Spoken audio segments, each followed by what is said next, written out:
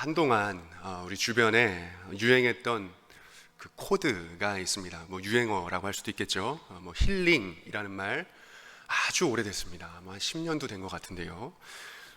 그 힐링이 유행하던 코드였던 적이 있습니다. 뭐 힐링 여행이니, 힐링 데이트니, 힐링 콘서트니, 힐링 숲길이니, 뭐 지금도 유튜브에다가 힐링이라는 단어를 검색을 하면 힐링 음악, 힐링템, 힐링 배경 화면 같은 영상들이 가득합니다.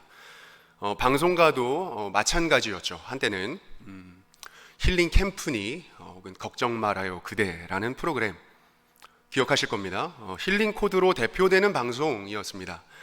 직설적이고 공격적인 토크가 아니라 잔잔하고 편안한 분위기로 고민을 듣고 당장의 해결책이나 어떤 다그침보다는 감싸 안는 태도로 공감하는, 그렇게 위로하던 방송이었습니다. 그런데 몇 달 전 한 커뮤니티에서 이런 위로의 방식이 전혀 옳지 못하다는 반론이 있었습니다. 같은 주제의 다른 강연이었던 제목이 그랬던 것 같습니다. 두 유명 연예인의 강연 스타일을 비교하던 글이었는데요.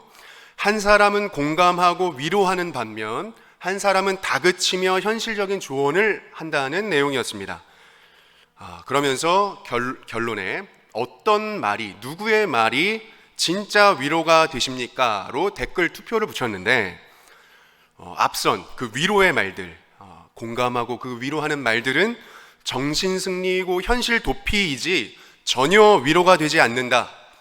현실에 직시하게 만드는 것이 진정한 위로다라는 댓글이 상당수였습니다. 저는 댓글을 보면서 느낀 건 위로하는 일이 참 쉽지 않다는 것이었습니다. 젊은 사람들한테 요즘 참 힘들지, 나도 젊을 땐 참 힘들었어, 그래도 앞으로는 좀 나아질 거야, 좋은 날이 있을 거야 라는 자신의 경험에 비추어 낙관적인 전망을 담아 위로하는 것은 사실상 어려워졌습니다. 경제 성장기와 지금은 전혀 상황이 다르기 때문입니다. 그렇다고 뼈를 때리는 조언도, 현실에 직시해라고 하는 그 조언도 자칫 노력이라는 말씀을 들어보셨습니까? 노력이랑 노력은 다른 것이죠. 노력을 강요하는 꼰대로 보일 수 있어 그것도 쉽지 않습니다. 무엇이 젊은 청년들에게, 이 시대를 살아가는 사람들에게 진정한 위로가 될 수 있겠습니까? 최근에 저에게도 이것과 좀 견줄 만한 어떤 상황이 있었는데요. 제가 속해 있는, 제가 경기노회에 속해 있지는 않습니다, 아직. 제가 속해 있는 그 노회에 서류를 꾸미러 갔을 때, 그리고 또 최근에 강도사고시로 면접을 볼 때의 일이었습니다. 저보다 훨씬 더 연배가 있으시고 목회 경험이 있으신 목사님께서 이렇게 말씀해 주시는 거예요. 목회 앞으로 엄청 힘들 거예요. 그 얘기를 들으면서 어떤 계획이 있냐라고 물어보셨습니다. 그 얘기를 듣고 목사님도 참 힘드셨죠. 지금까지 목사님도 목회해 오시면서 얼마나 어려움이 많으셨습니까? 라고 대답을 드렸더니 앞으로는 더 힘들 겁니다. 각오 단단히 하셔야 됩니다. 라고 말씀하셨습니다. 이런 경우가 한 번 있었고요. 그리고 한편에서는 또 어떤 목사님께서 뭐 이런 여러 목회의 현실들을 말씀하시면서 우리 선배들의 불찰이 많았죠. 라고 말씀하시는 분도 있었습니다. 제가 이 두 분 중에 어떤 분의 말에 위로를 받았을까요?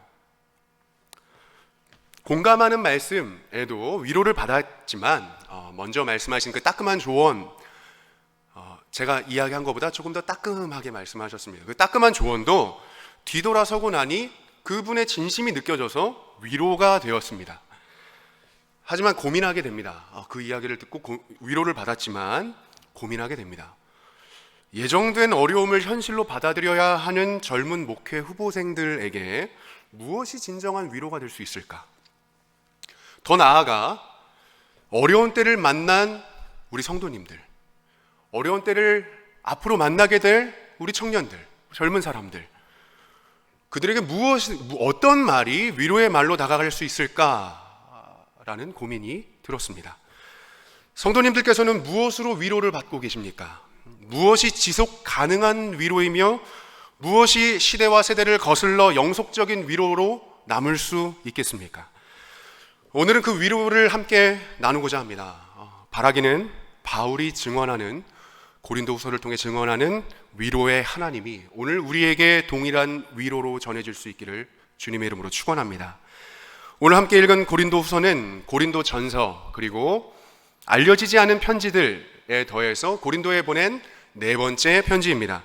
고린도후서를 제가 읽었을 때 가장 먼저 다가왔던 감상은 바울 참 안됐다라는 느낌이었습니다.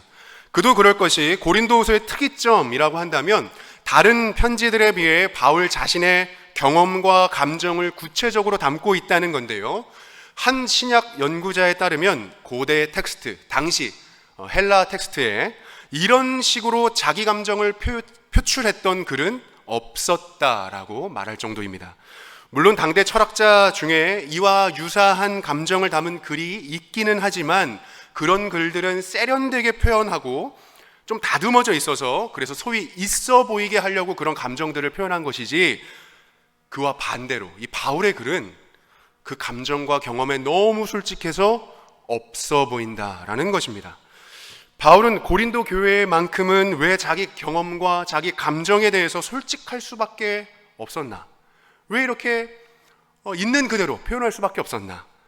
바울의 정황을 간략하게 소개를 하자면요, 고린도 교회 안에는 바울에 대한 저항이 있었습니다. 바울에 대한 반대파들이 있었던 거죠. 바울이 그 자리를 고린도 교회를 세우고 자리를 뜬 사이에 다른 유대인들이 그 자리를 채웠고 바울의 메시지를 공격했습니다. 뒤엎었습니다. 이내는 메신저를 흠집내기에 이르렀습니다. 바울더러 미친 사람이라고 말하고 속이는 자, 속여 빼앗는 자라고 말하기도 했습니다. 바울의 모금 활동을 의심했고 외모와 연설 능력에도 시비를 걸었으며 이내 바울의 기구한 인생, 연약한 육체를 들먹이며 그가 거짓 사도라고 폄훼하기도 했습니다.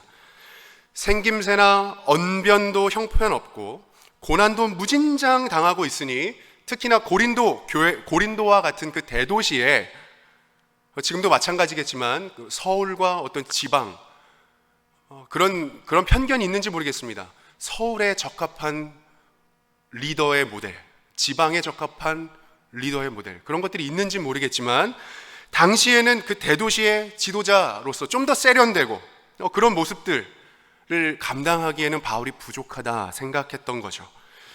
바울 너무 없어 보인다라는 것입니다. 마치 저 사람 따라가면 너희도 저렇게 된다, 너네도 저렇게 기구한 인생을 산다라고 하는 것입니다. 그런 뉘앙스로 성도들을 혼란스럽게 만들었던 것 같습니다. 그리고 그 말에 넘어가는 사람들도 적지 않습니다. 그들은 바울을 못마땅해 하며 노골적으로 거부하기에 이르렀고요. 바울더러 너가 다시 이 고린도 교회로 오려고 한다면 다른 좀 세련된 그 사도들의 추천서를 받아오라고까지 말했던 거죠. 바울은 이 말도 안 되는 트집과 수많은 소모적인 논쟁에 하나하나 대답해야 하는 상황입니다. 오해가 있고 그 오해를 풀려고 한다면 어떤 시달림이 있고 또 어떤 정신적인 에너지가 쓰이는지 우리 성도님들도 감이 오실 것입니다. 이 오해를 어디서부터 어떻게 풀어야 하는지 당황스러움이 있었겠고요. 어떻게 나한테 이럴 수 있지? 라고 하는 섭섭함도 있었을 것입니다. 짐작컨대 바울은 고린도의 소식을 듣고 나서는 아마도 매일 밤마다 그랬을 것 같습니다. 매일 밤마다 눈을 감을 때마다 그 사람들의 그 뿔나 있는 표정들, 그 사람들이 나에게 대해서 그 화나 있는 모습들, 그런 모습들이 떠오르지 않았을까 생각합니다. 불과 얼마 전까지만 해도 믿음의 친구였지만 이제는 원수가 되었고, 아름다운 동역을 꿈꾸었던 관계이지만 이제는 만나주기도 꺼려하는 관계가 되어버렸습니다. 바울은 자신의 그 마음에 큰 눌림이 있고 많은 눈물을 흘리기까지 고통스러웠다라고 증언합니다. 바울의 어려움은 여기서 그치지 않습니다. 지금까지 이야기했던 것들이 관계의 어려움, 정신적인 어려움이었다면 육체의 어려움은 그 이상이었습니다. 우리 8절, 9절 말씀 우리 한번 같이 읽어보도록 하겠습니다. 형제들아, 시작. 형제들아, 우리가 아시아에서 당한 환난을 너희가 모르기를 원하지 아니하노니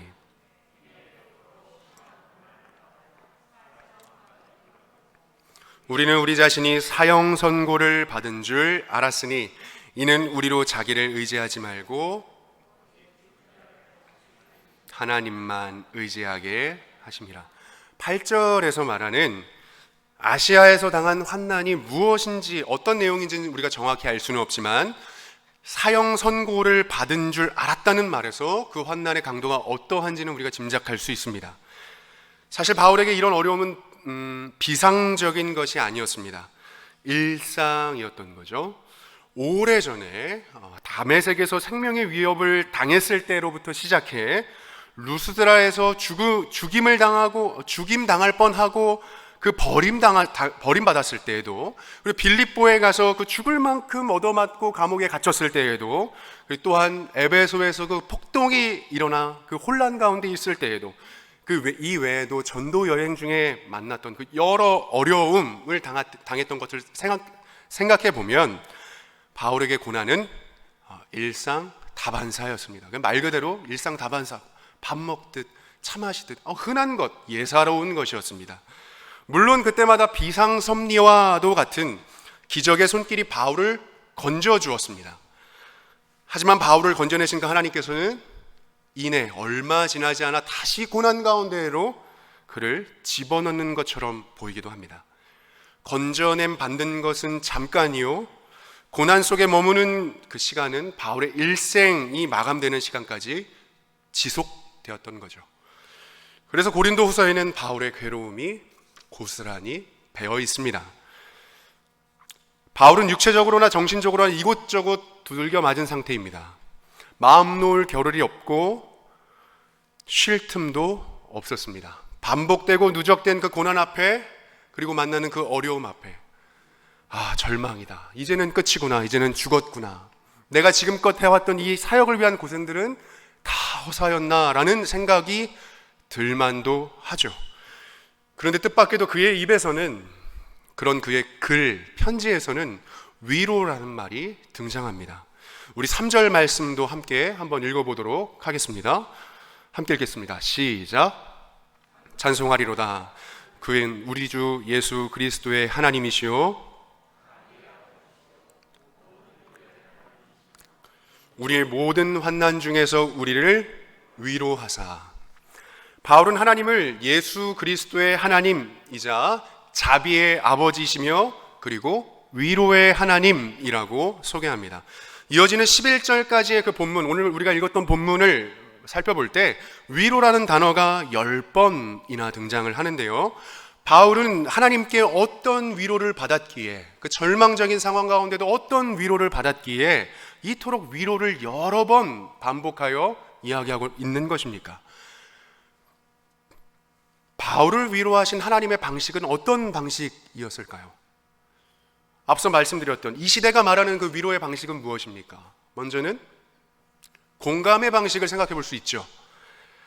그렇다면 하나님도 그 위로하신 방법이 공감이었을까요? 바울아, 네가 얼마나 힘드니? 툭툭 어깨를 두드려 주면서 어려운 사정을 들어주고, 그랬구나, 네가 많이 힘들었구나, 힘내렴, 공감해주는 위로 방식이었을까요? 예전 저의 20대 때에 제가 어떤 일로 힘이 들어 있으면 지금 제 아내가 어깨를 이렇게 2번 툭툭 두드려 주면서 말로도 이렇게 했어요. 툭툭 힘내 라고 하면서 저를 그렇게 위로해 주곤 했습니다. 위로가 되었을까요? 나 놀리는 거야? 라고 했습니다. 물론 진심을 담아서 위로하면 위로가 될 수 있겠죠. 어깨를 감싸주는 것, 안아주는 것과 같은 스킨십으로 마음이 편해질 수 있고 심리적인 위안을 얻을 수도 있습니다. 하지만 하나님께서 그 고난이 일상이 되어버린 바울에게 그런 공감의 방식으로 위로하셨을까요? 이 시대가 또 어떤 방식으로 자신을 위로합니까? 소확행이라는 말 들어보셨죠? 소소하지만 확실한 행복. 하나님도 마치 그와 같은 방식으로 힘들지, 그래도 작은 일의 행복을 한번 느껴보면서 어려운 현실을 한번 잊어봐. 우리는 그런 방식으로 하나님께서 위로하셨다라고 상상하기 어렵습니다. 그것도 아니라면 다그침과 뼈를 때리는 조언으로 지금 무슨 소리 하는 거야? 왜 이렇게 엄살을 피우고 있어? 너만 힘든 거 아니야? 다 힘들어. 현실에 직시해. 정신통일해. 그렇게 위로하셨을까요? 성도님들 오해하지 마실 것은 제가 지금 우리 서로를 향한 그 위로의 방법으로 사용하는 그 공감이라든지 그 조언이 모두 틀렸다라고 말씀드리는 것이 아닙니다. 무엇에 뿌리를 두고 있는 공감이며 무엇에 뿌리를 내리고 있는 조언이냐가 중요하다는 이야기인 거죠. 내용 없는 공감, 내용 없는 그 조언들이 허공을 칠 때가 얼마나 많습니까? 그렇다면 바울은 어떤 방식으로 위로를 받았을까요? 부드러운 공감이나 날카로운 현실 직시와 같은 그 조언이 아니라면 또 무엇이 있겠습니까? 성경으로 돌아가 볼 때 빌립보 교회의 성장, 데살로니가 교회의 성장, 그것 때문에 바울이 위로를 받았을까요? 너희 교회가 나날이 부흥하고 발전하고 있으니 내가 너무나 뿌듯하구나. 물론 그것도 바울에게 결코 작은 위로는 아니었겠으나 고난 한복판에 놓여 있는 그 바울에게 과연 그것이 얼마만큼 지속 가능한 위로를 줄 수 있었겠습니까? 우리가 현실적으로 실존적으로 한번 생각해 보십시오. 병으로 고생하는 사람에게 가서 힘드시죠? 그래도 자식은 잘 크고 있잖아요. 그래도 집값은 오르고 있잖아요. 그래도 자식들에게 물려줄 재산은 있으시잖아요. 그런 말이 정말 궁극적인 위로가 될 수 있겠냐는 것입니다. 그런 위로는 진통제 하나를 주는 것과 다를 바 없습니다. 물론 성경에서는 바울이 기다리던 동역자 디도가 옴으로 위로를 받았다라고 고린도후서 7장 6절에 분명하게 기록합니다. 그렇게 기다리던 디도가 왔습니다. 여기 가서 만나려고 해도 못 만났고, 근데 결국에는 만났는데, 그가 복귀를 했는데, 그가 가져온 그 고린도, 그 혼자 온 것이 아니라 또 고린도 교회의 그 좋은 소식까지 가지고 왔던 거죠. 그것도 분명 바울에게 적지 않은 위로가 되었을 거라고 생각합니다. 하지만 바울은 단지 자신이 기대하던 방식으로 일이, 사역이 진척되어 갔기 때문에 위로를 받았다고 할 수 없습니다. 위로에는 유효기간이 있습니다. 무슨 말이냐면 문제가 해결되고 일이 진척되는 방식으로 내가 위로를 받았다면 그 일이 다시 어그러지고 틀어지고 다시 혼돈 가운데 휩싸일 때는 그 이전의 위로는 위로가 되지 않습니다. 바울이 말하는 위로는 따로 있는 거죠. 보다 궁극적인 위로가 있습니다. 저희 한번 같이 따라해 주실까요? 고난의 부재가 아닌 하나님의 임재를 통해 바울은 위로를 얻었습니다. 4절 말씀을 우리 같이 한번 읽어보도록 하겠습니다. 시작.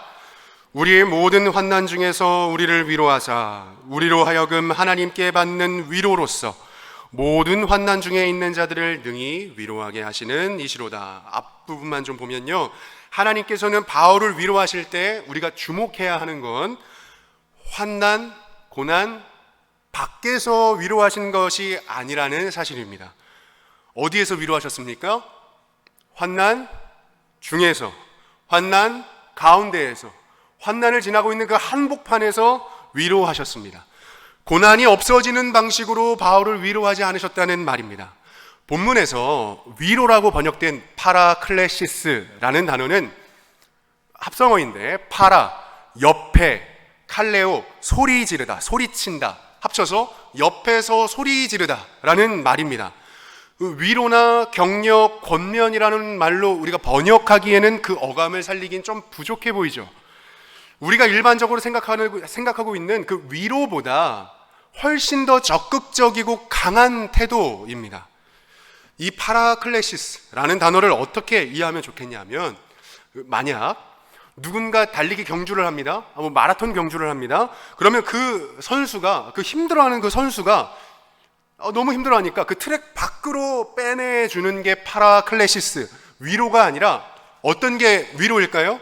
옆에서 소리치는 것, 옆에서 같이 가며 같이 소리치는 것이 성경이 말하는 위로인 거죠. 트랙 안에 있는 선수에게 소리치듯이 하나님께서는 고난 한가운데 있는 우리를 위로하십니다. 다시 말해 고난 한가운데 있는 우리에게 소리치십니다.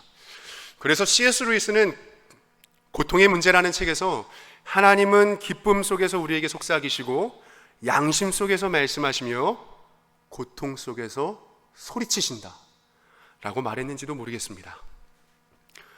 물론 사람에 따라 하나님의 외침을 듣는 것이, 하나님의 음성을 듣는 것이 무슨 위로가 되겠냐고 말씀하시는 분도 있을 수 있습니다. 고난 한가운데 있는 사람에게, 진짜 그 어려움을 당하고 있는 사람에게 하나님의 음성을 한번 들어보세요, 하나님의 음성에 귀를 기울여 보세요 라고 하는 말이 별로 위로가 되지 않을 수 있다는 거죠. 우리는 좀 더 생각해 봐야 합니다. 하나님의 위로가 하나님이 그냥 옆에서 소리친다, 하나님이 외치는 것이라고 할 때 그것은 단지 옆에서 힘내, 힘 좀 내, 좀 더 가보자 라고 하는 그런 외침 정도가 아니라는 것입니다. 우리는 좀 더 본문을 읽어볼 필요가 있습니다. 5절 말씀을 한번 같이 읽어보도록 하겠습니다. 시작. 그리스도의 고난이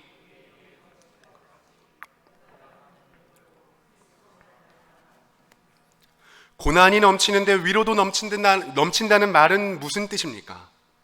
우리가 이 본문을 읽을 때에도 중요한 건 앞선 그 고난과 뒤에 있는 그 위로가 모두 예수님과 연결되어 있다는 사실입니다. 다시 말해 하나님의 자녀들이 당하는 고난이 예수님과 연결되어 있으며 또한 그 위로도 예수님과 연결되어 있다는 말인데요. 우리는 다른 본문을 한번 생각해 봤으면 좋겠는데, 우리는 예수님께서 사람이 되시고 고난받으신 이유를 생각할 때 예수님이 왜 사람이 되셨지? 예수님께서 왜 사람의 몸을 입고 고난을 받으셨지? 이 사실을 생각할 때 우리의 처지를 체휼하시기 위해 성육신 하셨다는 교리를 잘 알고 있습니다. 하지만 그것은 단지 예수님께서 죄인의 처지에 대한 경험적인 지식을 얻기 위한 것이 아닙니다. 예수님께서 내가 사람으로 살아보니까, 내가 고난을 실제로 경험해보니까 진짜 쉽지 않더라, 너도 얼마나 힘드니, 동정하고 공감하고 이해해주기 위한 성육신 정도가 아니라는 이야기입니다. 예수님께서 우리를 동정하시고 체휼하신다는 내용이 히브리서 4장 15절에 나와 있는데요, 제가 읽어보죠. 우리에게 있는 대제사장은 우리의 연약함을 동정하지 못하실 리가 아니요 모든 일에 우리와 똑같이 시험을 받으시니로되 죄는 없으시도다. 이 말씀을요 잘못 적용해서 맞아, 예수님도 사람으로서 고난을 받으셨지, 십자가에 죽으셨잖아, 그래, 누가 예수님보다 더 힘들겠어, 누가 예수님보다 더 억울하겠어, 그러니 내 아픔은 지금 아픔도 아니지 라고 하면 안 되는 것입니다. 나보다 더 큰 아픔을 가진 사람을 만날 때요, 우리가 현실에서 그것이 정말 위로가 되십니까? 제가 계속 이렇게 설교를 하면서 일반적인 생각에 딴지를 걸고 있고 좀 삐뚤게 보려고 하는 것이 있는데, 혹시 불편하게 생각하는 분이 계실지도 모르겠습니다. 하지만 오늘 설교의 목표 때문입니다. 잠깐의 위로, 잠깐의 그 위로가 아니라 우리에게 궁극적인 위로가 무엇인지를 찾아가고 있는 것이기 때문입니다. 물론 우리가 일상을 살아가면서 세속적인 것에도 우리가 위로를 받을 수 있죠. 앞에 제가 다 아니다 했던 것도 하나님의 섭리 안에서 우리에게 위로로서 작용할 수 있죠. 하지만 우리가 본질적인 위로, 궁극적인 위로, 그걸 다 벗겨냈을 때 우리에게 진정한 위로는 무엇인가를 찾아가고 있기 때문에 제가 지금 자꾸 아니다 이야기하는 것입니다. 다시 한번 여쭤보죠. 나보다 더 큰 아픔, 내가 지금 아픈데 나보다 더 큰 아픔을 가진 사람을 만났을 때 정말 위로가 되시던가요? 잠깐은 위로가 될 수 있죠. 나만 어려운 게 아니구나, 나보다 더 어려운 사람이 있구나 라는 말에 상대적으로 내 어려움이 작아 보일 수는 있지만 나의 고난은 여전히 나에게 고난으로 남아 있습니다. 그렇다면 예수님의 성육신, 예수님의 고난 받으심을 우리는 어떻게 이해해야 합니까? 잘 들어보십시오. 예수님께서 인간의 자리에 찾아오심으로 이 생의 고난에 참여하셨다는 것은 우리와 같은 운명이 되셨다는 것을 의미합니다. 제가 다시 한번 강조할까요? 예수님께서 우리의 고난에, 우리 인간의 고난에 참여하셨다는 것은 단지 너 얼마나 힘드니 공감하시기 위함이 아니라 내가 그 자리로 너희를 찾아가서 내가 너와 같은 운명이 될 거야 라고 하는 하나님의 의지인 것입니다. 바울은 어떻게 예수님과 같은 운명에 놓여 있었다는 것을 확신했습니까? 자신에게 찾아온 그 고난을 통해, 그로 말미암은 자신의 상함과 그 찢김을 통해, 그 상처를 통해 확신했던 거죠. 나의 고난이 그리스도의 고난과 연결되어 있으며 그리스도의 운명이 나의 운명이 될 것이라는 것을 확신한 것입니다. 그리고 그는 그것으로 위로를 받은 것입니다. 그렇다면 우리도 마찬가지겠죠. 우리도 고난을 만날 때 그것이 다양한 고난이 있죠. 배신으로 말미암는 고난, 상실로 말미암는 고난이든, 그것이 이유를 알 수 없는 고난이든, 심지어 징계처럼 나에게 찾아오는 고난이라고 할지라도 우리는 그 자리에서, 그 고난의 자리에서 예수님과 함께 하고 있다라는 사실, 예수님과 내가 같은 운명이 되었다는 사실을 기억해야 합니다.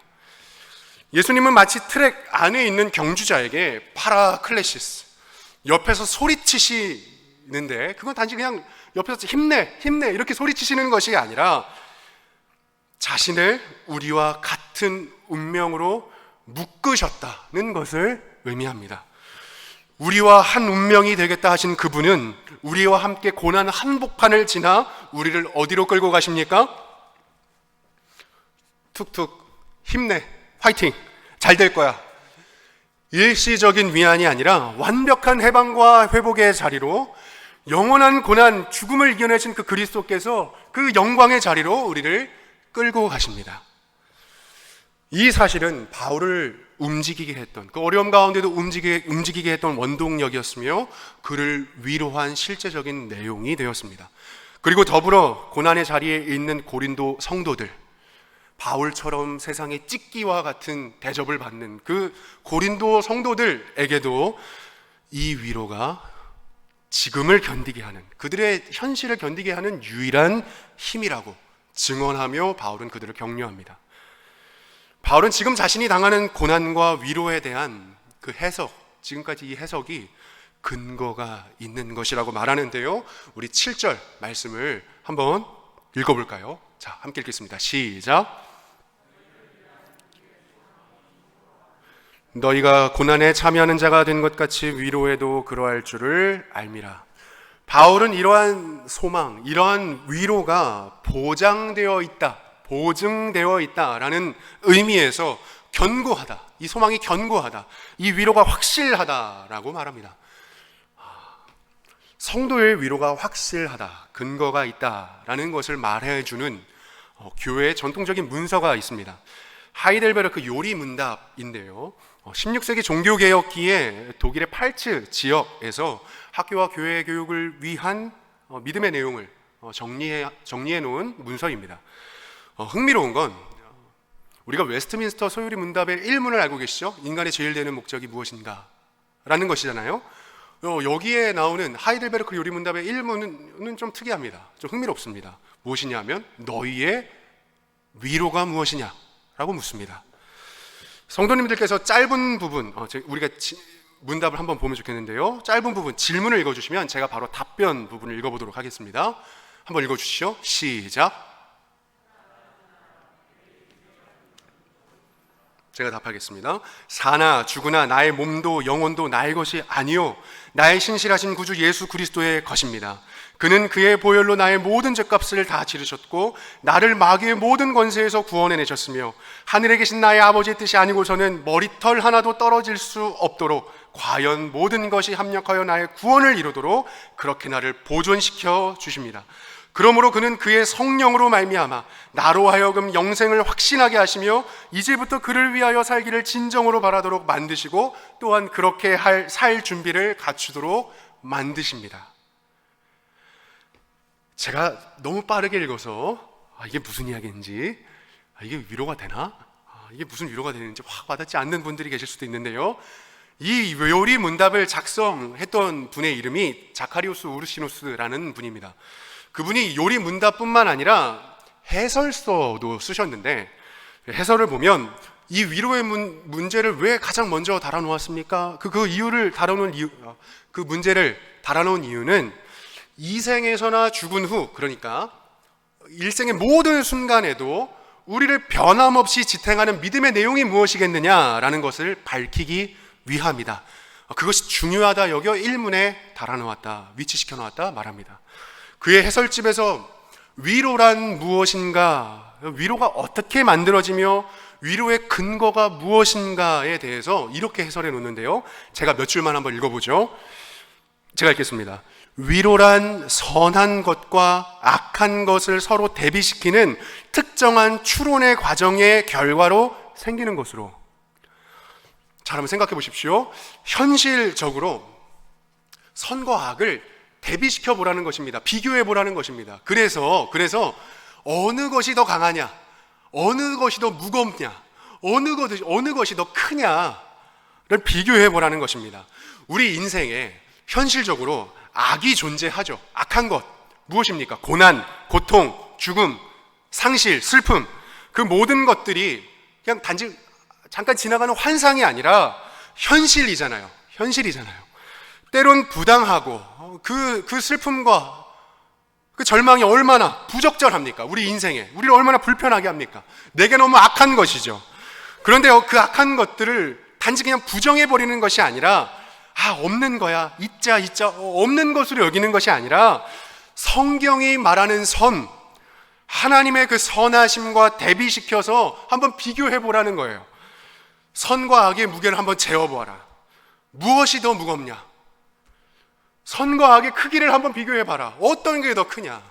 선과 악의 그 강함을 한번 비교해 봐. 어떤 게 더 크디? 악한 것은 우리 인생의 진실입니다. 하지만 선한 것은, 하나님의 선하심은 더욱 진실입니다. 제가 조금만 더 읽어보겠습니다. 이 선을 정당하게 고려함으로, 비교해 봤을 때 선이 크잖아요.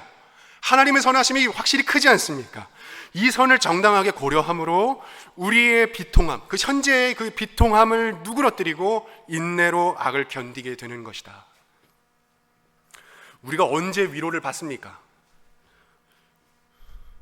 일시적인 위안, 주변에서 나를 격려해 줄 때, 뭔가 일이 순적하게 풀릴 때 위로되죠. 그 여러 가지 세속적인 상황도 우리에게 충분히 위로가 될 수 있습니다. 하나님이 심지어 그런 것들을 사용하여 우리를 위로하실 수도 있습니다. 하지만 그것들을 다 벗겨낸 후 진정한 위로, 우리 영원한 위안은 무엇이 되겠습니까?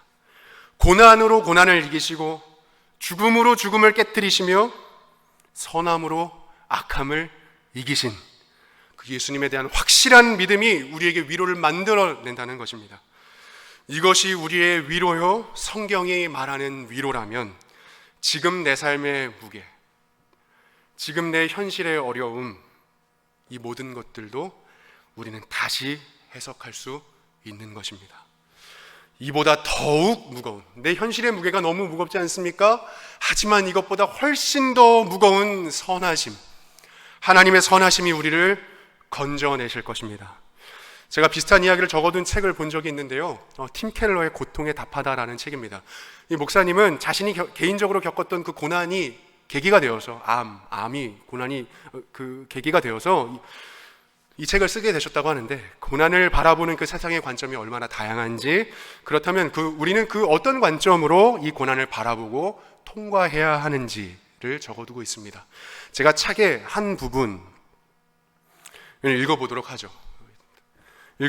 읽어보도록 하겠습니다.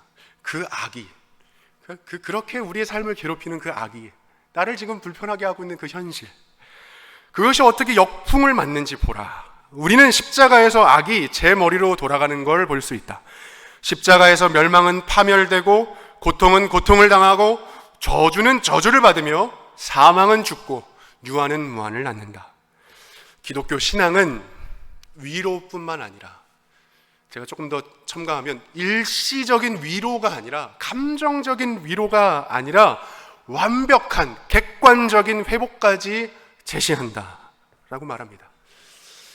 바라기는 우리 성도님들 일시적인 위안, 세속적인 위안에 우리 인생 맡기지 않으시고 마시고 영원한 위로, 확실한 위로, 근거가 있는 이 위로, 하나님의 선하심 위에 우리를 세울 수 있게 되기를 주님의 이름으로 축복합니다. 말씀을 정리하도록 하겠습니다. 저와 여러분의 인생에 고난과 사망이 일하고 있습니다. 지금도 여전히 일하고 있습니다. 하지만 동시에, 그리고 더욱 크게 부활과 영생도 일하고 있습니다. 그래서 우리는 고난이 고난으로 끝나지 않을 것이라는 것을 확신합니다. 예수님께서 우리의 모든 고난 중에 파라클레시스, 우리 옆에서 소리치시며 위로하십니다. 그의 외침의 내용은 나와 내가 한 운명이 되었다는 외침이며, 그것이야말로 우리의 가장 확실한 위로가 됩니다. 지금 우리 성도님들 당하고 있는 그 어려움, 현실적인 고난들에 물러서지 마시고 그것을 사그러뜨릴 수 있는 해법을 찾기보다 적극적으로 그것들을 해석하시며 고난 속에 숨겨져 있는 위로를 발견하게 되실 수 있기를 바랍니다. 바라기는 고난이 일상이 된 현실 속에서 그리스도와 한 운명이 되었다는 사실에 내 인생 가장 궁극적인 위로를 얻으며 또 그 위로로 나와 남을 위로할 수 있는, 그리하여 그리스도와 한 운명된 저와 여러분 되기를 주님의 이름으로 간절히 축원합니다. 기도하겠습니다.